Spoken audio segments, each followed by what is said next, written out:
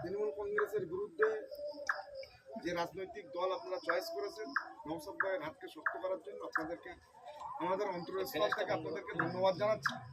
কারণ আপনারা বর্তমান সময়ের শাসক দলের যে দ্বিচারিতা, বিশেষ করে মুসলিম সম্প্রদায়ের সঙ্গে যে দ্বিচারিতা, মমতা বন্দ্যোপাধ্যায় বলেছিলেন যে কোরআন শেষ হয়ে যাবে, আমার উন্নয়ন শেষ হবে না।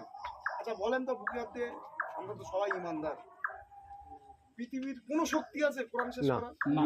না, পৃথিবীর কোন শক্তি আছে? একজন সামান্য মুখ্যমন্ত্রী এত বড় একটা কথা বললো, নিশ্চয়ই তার জবাব আমরা দেবো তো। ইনশাআল্লাহ ইনশাআল্লাহ তার জবাব দেওয়ার তার জবাব দেওয়ার মোক্ষম সুযোগ কিন্তু আপনার 29 তারিখের ইলেকশন।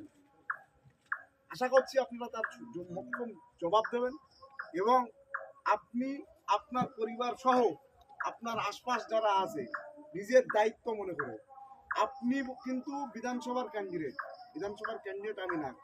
একজন ব্যক্তি প্রয়োজনে খাড়া করতে হয়, একজন ব্যক্তি প্রয়োজনে দাঁড় করাতে হয়। সেই জন্য নওশাদ ভাই আমাকে দাঁড় করিয়েছে। এখানে যদি আমরা জিতি নওশাদ ভাই জিতবে, এখানে যদি আমরা জিতি খামচিহ্ন জিতবে, এখানে যদি আমরা জিতি বসিরহাট উত্তর বিধানসভার সমস্ত কর্মীরা জিতবে। বসিরহাট উত্তর বিধানসভা মমতা বন্দ্যোপাধ্যায় আর একটা কথা বলেছিল যে ওয়াকআপ নিয়ে আন্দোলন করতে হলে দিল্লি যাও। মমতা ব্যানার্জি জানিয়ে দিতে হবে যে ওয়াকআপ আমরা ছাড়ছি না, আপনার ভোট নিতে গেলে দিল্লির থেকে ভোট নিতে হবে, পশ্চিমবাংলার মানুষ ভোট দেবে না। ঠিক ঠিক ঠিক। কারণ ওয়াকআপ হলো আমাদের এমন একটা সম্পত্তি যে সম্পত্তির উপরে আল্লাহর ঘর মসজিদ প্রতিষ্ঠিত হয়। এমন একটা সম্পত্তি যে সম্পত্তিতে নবীজি হযরত মুহাম্মদ সাল্লাল্লাহু আলাইহি সাল্লামের ঘর প্রতিষ্ঠিত হয়, মাদ্রাসা প্রতিষ্ঠিত হয়। ওয়াকআপ হলো এমন একটা সম্পত্তি, আপনার শেষ ঠিকানা হলো ওয়াকআপ, মানে হলো ওই যে কবরস্থানটা থাকে সেটা হলো ওয়াকআপ। আপনি দুনিয়ায় যত বালাখানা করেন না কেন, যত রাহাজানি করেন না কেন, আপনার কিন্তু শেষ সময় গিয়ে ওই কবরে গিয়েও কিন্তু শাহিত হতে হবে। সেই কবর, সেই মসজিদ, সেই মাদ্রাসা মমতা বন্দ্যোপাধ্যায় ওয়াকআপ বিল বিজেপি সরকার আইন তৈরি করলো, আর মমতা বন্দ্যোপাধ্যায় সেই আইনকে মেনে নিয়ে আপনার হাতের থেকে আমাদের হাতের থেকে মসজিদ মাদ্রাসা কেড়ে নেওয়ার পরিকল্পনা করলো। নওশাদ ভাই কি করলো? একা একজন লিডার, সে সুপ্রিম কোর্টে দৌড়ে চলে গিয়েছে, গিয়ে আপনাদের জন্য আমাদের জন্য সুপ্রিম কোর্টে কেস করে অন্তত সেই বিলটা আটকে রেখেছে। আজকে যদি নওশাদ ভাই সুপ্রিম কোর্টে কেস না করতো কি হতো? বুলডোজার দিয়ে আপনি হয়তো ভাবতেন যে আমার মুসলিম এলাকা আমার মসজিদ ভাঙবে, কি করো সেখানে যদি 5000 র‍্যাপলা আমি ধরে নিচ্ছি, তাহলে আপনার মার্কেটের উপরে একটা মসজিদ আছে, আপনি ভাঙছেন যে আমার এখানে ভাঙবে কি করে? 5000 র‍্যাপলা হলে আপনি কিছু করতে পারবেন না। না, তাহলে এই পরিকল্পনা উত্তরপ্রদেশ বলেন, আসাম বলেন, এটা করছে তো। সেই পরিকল্পনায় কিন্তু মমতা বন্দ্যোপাধ্যায় তৈরি করছে। বিজেপি আর তৃণমূলের কিন্তু পার্থক্য নেই। আবারও বলছি, মমতা বন্দ্যোপাধ্যায় যেদিনকে প্রার্থী তালিকা ঘোষণা করেছে সেদিনকে মমতা বন্দ্যোপাধ্যায় RSS কে খুশি করতে ভিডিও দেখবেন, আমি মিথ্যা বলছি কি আপনারা প্রমাণ করিয়ে নেবেন। মমতা বন্দ্যোপাধ্যায় বলেছে যে RSS এর পূর্ণ কর্মীরা ভালো ছিল। মানে কি বলছে, ভালোবাসা ওরা ভালো, ওরা তো খারাপ না, মানে বার্তা দিচ্ছে RSS কে যে আমি আপনার সঙ্গে আছি। সুতরাং এই মমতা বন্দ্যোপাধ্যায়কে উৎখাত করতে হবে। আর আমরা এবার যদি বলেন মমতা বন্দ্যোপাধ্যায় উৎখাত করতে হবে, আপনারা তো মাত্র 28টা সিট দিয়েছেন। উৎখাতটা তখনই হবে যখন সূচনা হবে, কাজটা তখনই বড় হবে যখন আপনি রোবেন। কাজটা পোতার পরে তারপর বড় হবে, তার আগে কিন্তু বড় হবে না।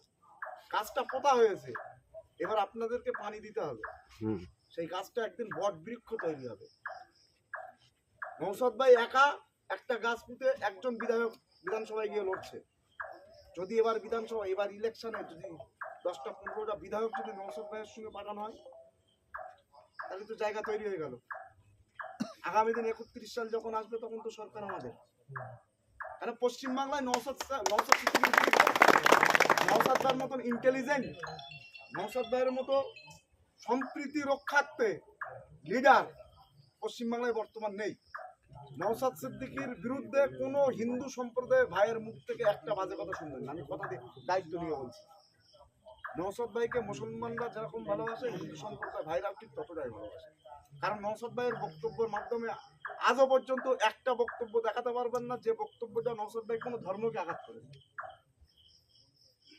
সুতরাং নওশাদ ভাই সর্বধর্মীয় মানুষ নিয়ে লড়াই করে এবং পশ্চিমবাংলার যে বাতাবরণ তৈরি করেছে, সাম্প্রদায়িক বাতাবরণ তৈরি করেছে মমতা বন্দ্যোপাধ্যায়।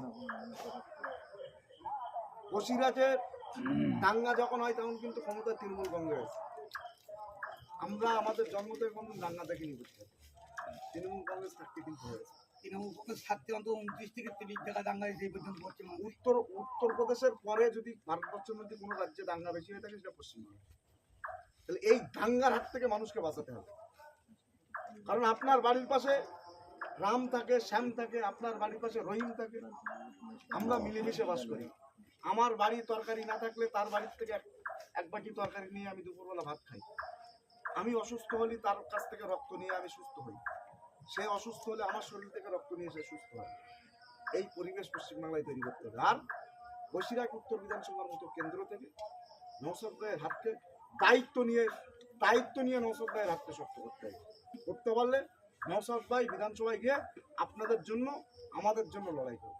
নওশাদ ভাইকে জেতালে আমরা জিতবো, নওশাদ ভাইকে জেতালে পিছিয়ে পড়া মানুষ জিতবে, নওশাদ ভাইকে জেতালে সম্প্রীতি জিতবে। নওশাদ ভাইকে হারালে নওশাদ ভাইয়ের ক্ষতি হবে না, নওশাদ ভাইকে হারালে আমাদের ক্ষতি হবে। কারণ আমাদের হয়ে বিধানসভায় লড়ার মতো, বিধানসভার বক্তব্য দেওয়ার মতো একটা ব্যক্তি নেই। আমরা সিদ্দিকুল্লাহ চৌধুরীর মতন একজন ব্যক্তিকে বিশ্বাস করি। তিনি বিধায়ক হওয়ার পরে, মন্ত্রিত্ব পাওয়ার পরে এই 10 বছরের মধ্যে কোনো আন্দোলনে তিনি ছিলেন না। সুতরাং নওশাদ ভাই কিন্তু প্রচুর অফার পাওয়ার পরেও, জেল খাটার পরেও কিন্তু তৃণমূলের কাছে মাথা নত করে না। সুতরাং বিশ্বাস আমরা করতে পারি একমাত্র ব্যক্তি নওশাদ সিদ্দিকী, যে তার পাশে দাঁড়ানো, যে আমাদেরকে দেখিয়ে দিচ্ছে। চলেন, আপনারা এসছেন, কাঁধে কাঁধ মিলিয়ে আগামী দিনে 29 তারিখ যে ইলেকশন আসছে, আমরা এখান থেকে হিউজ পরিমাণে লিড দেবো এবং মুরারিশা পঞ্চায়েত থেকে আমরা নজিরবিহীন লিড দেবো। এই প্রতিজ্ঞা আমরা আজকে এখান থেকে করলাম। আসেন, আমরা এখানে আপনারা যারা এসছেন সেটা তো আছে। আর একটা জিনিস, আমার বাড়ি বেকি দেবরাজপুরে।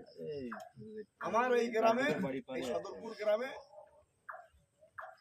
আমি ছোট থেকেই আসি, জ্ঞান বুদ্ধি থেকে কি আমার জন্মপর থেকেও এখানে আসা। এখানে আমার নিজের বুনির বাড়ি, আমার নিজের রক্তের সম্পর্কে নিজের মেজে বুনির বাড়ি হলো এখানে, এই সদরপুরের সামনেই বাড়ি। সুতরাং এখানকার সম্পর্ক, এখানকার মাটি আমার ছোটবেলা থেকে আমার গায়ে লেগে আছে। আর আমি বসিরহাট উত্তর বিধানসভারই ছেলে। শাসক দলের পক্ষ থেকে যাকে প্রার্থী করা হয়েছে তার মাতৃভূমি উত্তরপ্রদেশে। কারণ কালকে যদি উত্তরপ্রদেশ চলে যায়, আপনি কার কাছে যাবেন? ঠিক। বসিরহাট লোকসভায় পরপর দুবার লোকসভায় ইলেকশনে এমপি করলো বাইরে থেকে। আপনারা বুকিয়াতে বলুন তো, একজন ব্যক্তি লোকসভার কোনো কাজ আপনারা পেয়েছেন? না। সার্টিফিকেট পেয়েছেন? আপনারা দেখতে পেয়েছেন? দেখাই পাইনি, নিজে চোখে দেখতে পেয়েছেন? তাহলে 10 বছর এবার লোকসভায় আবার যাকে দাঁড় করলেন তিনি আল্লাহটাকে সাড়া দিয়েছেন, আল্লাহ তাকে বেস্তাবাজি করুন। লোকসভায় কিন্তু আমাদের একটা যে উন্নয়ন 10 বছর আর 5 বছর 15 বছর কিন্তু বঞ্চিত। আবার যদি বিধায়ক যদি সে উত্তরপ্রদেশ হয়, সে এখান থেকে জিতে ইউসুফ পাঠানোর মতো যদি সেই উত্তরপ্রদেশে চলে যায়, আপনি পাবেন না? পাবেন না। সুতরাং আমি আপনাদের পাশে ছিলাম। আমি 2016 সাল থেকে আপনার থেকে সংগঠন করি। প্রত্যেকটা গ্রামে ইব্রাহিম ভাই আছে, ইব্রাহিম ভাই সেই 2016 সাল থেকে আমাদের পাশে আছে। ইব্রাহিম ভাই 2016 সাল থেকে সংগঠনের দায়িত্ব নিয়ে এই ব্লকে কাজ করে যাচ্ছে, আজও আছে। যখন ডেকেছে আমাদের পেয়েছে, যখন ডাকবেন আমি কথা দিচ্ছি আপনাদের পাশে থাকবো। আর সমস্ত রকম আপনাদের সমস্যা জানাবেন। আমরা পালিয়ে যাওয়া ছেলে না। যদি পালিয়ে যাওয়া ছেলে হতো, 21 সালে হারার পরে আমরা পালিয়ে যেতাম। আমরা লড়াইয়ের ছেলে। 21 সালে হারিয়ে যাওয়ার পরেও, হেরে যাওয়ার পরেও কিন্তু আমরা সংগঠন ধরে রেখেছি, আজকে এই জায়গায় পৌঁছেছি। সুতরাং বিশ্বাস রাখতে পারেন আপনাদের পাশে নওশাদ ভাইয়ের আদর্শিত আমরা। নওশাদ ভাই যেভাবে মানুষের পাশে দাঁড়ায়, আমরা কথা দিচ্ছি ঠিক নওশাদ সিদ্দিকীর মতো আপনাদের পাশে দাঁড়াবো। নওশাদ ভাই 5 বছর জেতার পরে অন্য এমএলএদের মতো ঠান্ডা গাড়িতে বসে রাতের অন্ধকারে এসে কাজ মিটিয়ে চলে যায়নি। 5 বছর ধরে নওশাদ ভাই পুরো বিধানসভা 294টা বিধায়কের মধ্যে সবার হিসাব যদি 100 করা হয়, যে তার বিধানসভা ক্ষেত্রে যে কতদিন কর্মসূচি করেছে, একা নওশাদ সিদ্দিকী ভাই তার থেকে বেশি কর্মসূচি।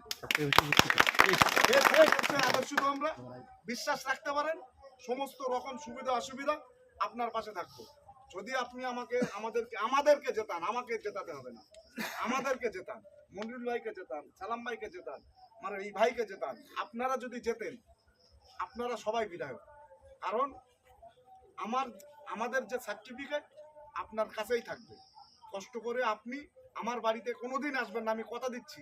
কোনো সার্টিফিকেট কোনো কাজের জন্য আমার বাড়িতে আসা লাগবে না। আমি আপনার কাছে আসব। যদি আমি বাই চান্স না আসতে পারি, আমাদের প্রতিনিধি আপনার পাশে আসবে। অনেক নেতারা এই বক্তব্যটা দিয়ে যায়, কিন্তু ইলেকশনের পরে তাদের পাওয়া যায় না। আমি আপনাদের কথা দিচ্ছি, আমি নওশাদ ভাইয়ের আদর্শিত। আমরা যত বড় লিডার হই না কেন, নওশাদ ভাইয়ের কাছে যদি আমাদের বিরুদ্ধে রিপোর্ট যায়, নওশাদ ভাই আমাদের দল থেকেই দাঁড়িয়ে দেবে। এইটুকু বিশ্বাস রাখতে পারবো। যাক, ভালো থাকবেন, সুস্থ থাকবেন। আসুন যারা আসছেন,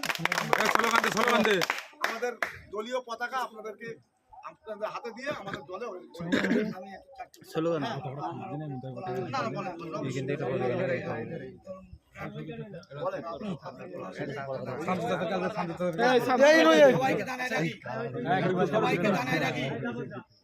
আমি তৃণমূল কংগ্রেস করছি। আমার জন্মলগ্ন থেকে কংগ্রেস থেকে যখন থেকে তৃণমূল কংগ্রেসের জন্ম, সেখান থেকে তৃণমূল কংগ্রেস আমার হাত ঘুরিনি। কিন্তু আজকে আমি আমাদের লিডার এবং আমাদের কিন্তু ঘটনা হচ্ছে আমাকে হুমকি দিচ্ছে 1 মাস মোস্তানি কর, 1 মাস মোস্তানি। আমি কি কারো মোস্তানি করি? তোমরা কেউ বলতে পারো আমার তৃণমূল বাড়িতে কোনো কাটমানি খাওয়া নেই। আমি যে বাড়ির দায়িত্ব ছিলাম, কোটি কোটি টাকা লুট করতে পারতাম, আমার কোনো কাটমানি খাওয়া নেই। কারোর কাস্টমার কোনো আমি জীবনে চুরি ডাকাত করিনি, চিন্তাই করে খাইনি। আমি ন্যায় নির্যোগ্যতা দেখান দায়ী বলেছি, এছাড়া আমার কিছু নেই। ভয় দেখাচ্ছে, ভয় আমি করি না। জেল খাটাবে 1 মাস পরে আমার জেল খাটাবে। আর আমি পারলি তাদের সিবিআই দিয়ে আমার কাছে বহুত নথি তাদের আছে, তাদের কোটি কোটি টাকার মানে হাত থেকে